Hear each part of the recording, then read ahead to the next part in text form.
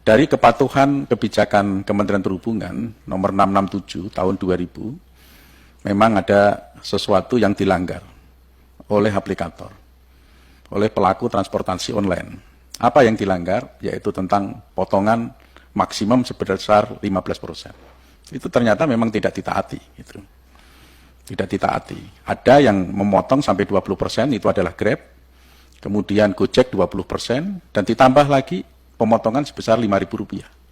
Mengapa sampai tidak ada kepatuhan yang dilakukan oleh Grab dan Gojek? Pertanyaannya, mengapa sampai tidak sepakat? Mengapa tidak patuh untuk menjalankan? Dan mengapa Direktorat Jenderal Perhubungan Darat, Kementerian Perhubungan membiarkan hal ini? Apa gunanya dia membuat satu kebijakan kalau tidak dilaksanakan?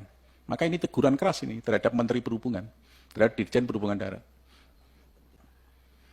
Jadi saya minta Dirjen Perhubungan Darat juga melakukan teguran. Yang kedua, yang menjadikan satu pertanyaan juga, kenaikan tarif sudah dilakukan penyesuaian melalui nomor 667 KP 667 tahun 2022. Yang diuntungkan sebenarnya siapa dengan KP 667 ini? Apakah yang diuntungkan adalah mitra pengemudi ataukah yang diuntungkan aplikator?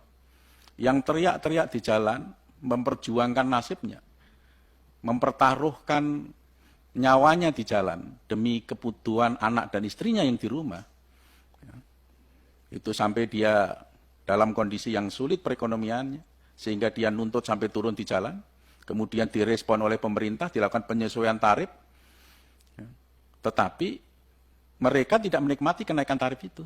Yang menikmati kenaikan tarif itu adalah aplikator.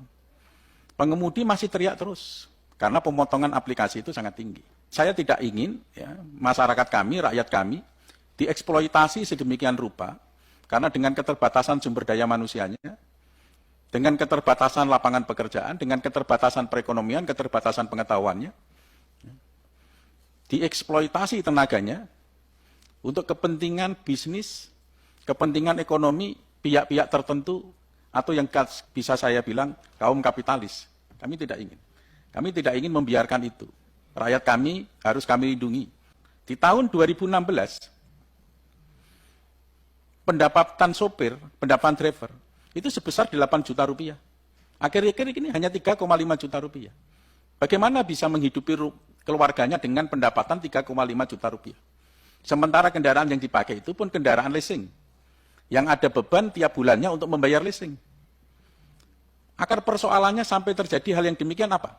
Karena pemotongan dari aplikasi yang terlalu tinggi.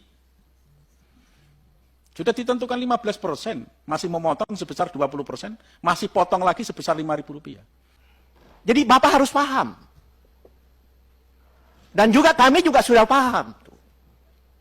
Bahwa Bapak itu aplikator. Menyiapkan teknologi sebagai seorang perantara atau marketplace. Bapak katakan seperti itu. Kalau lebih kasar saya katakan, ya Pak Comblang gitu loh.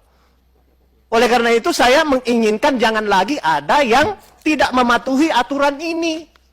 Jangan lagi kita mempertentangkan antara sekian persen, kalau katakan 15% itu pun tidak dipatuhi, lantas menambah, itu namanya pengeksploitasian, kasihan rakyat. Gitu loh. Jangankan 15% Pak, 15% itu sudah terlalu tinggi. Itu sudah terlalu baik pemerintah untuk memberikan angka 15. Tuntutan pengemudi pada tanggal 21 September mendemo di sini, itu 10% tuntutannya Bapak. Pemerintah bijak, menghitung sedemikian rupa, sehingga menetapkan 15%. Tapi, kalau di antara bapak-bapak tidak bisa memenuhi itu, aduh miris sekali kita. Kasihan Pak. Saya mengetuk hatinya bapak-bapak semua, untuk kembali 15% itu patuhi deh. Ini sudah tamat kita Pak, sudah menggeluti semua, sudah berkali-kali pengemudi datang di sini. Saya sependapat Mas Dewo tadi, jangan di kata-kata manis seperti itu tadi Pak. Tolong, kalau terdengar oleh mereka, hatinya tergores, bagaimana, di mana keprihatinan kita gitu loh.